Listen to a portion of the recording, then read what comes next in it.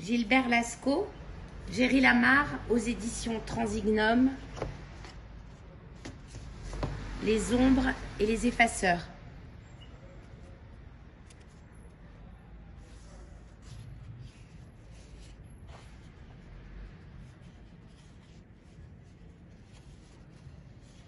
Les eaux obscures d'un fleuve seraient les fantômes fluides et incessants qui érodent son lit. Ils corrodent, ils dégradent, ils désagrègent, ils minent le cours du fleuve et ses berges par les matériaux entraînés. Ces fantômes instables déplacent lentement les reliefs et les paysages. Ils dérivent, ils se dérangent, ils se meuvent, les contours du fleuve bougent.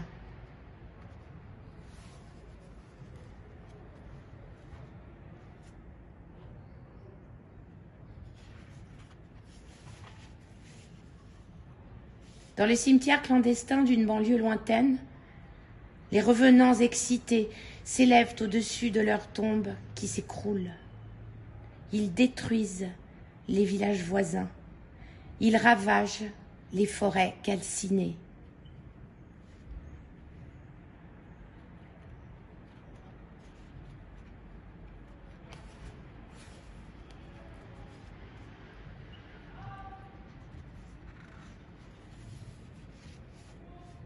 Dans le château, à demi ruiné et endetté, les traits de la duchesse pâle se brouillent sur les miroirs ternis, enfumés.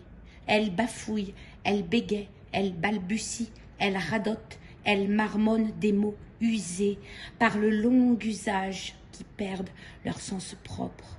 Elle a oublié même ses chagrins.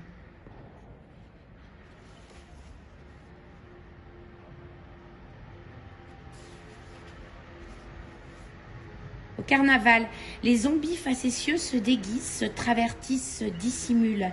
Ils portent des masques bigarrés, ils s'ignorent et ils trucident ceux qu'ils ne connaissent pas.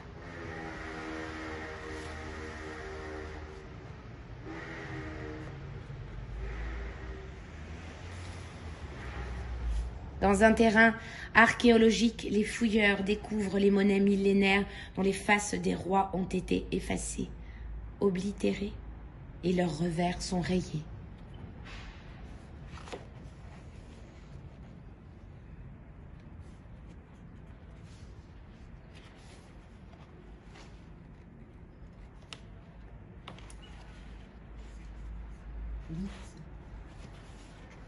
Les ombres divaguent dans la pénombre. En un demi-jour, un clair-obscur. Elles s'effacent avec discrétion, avec retenue.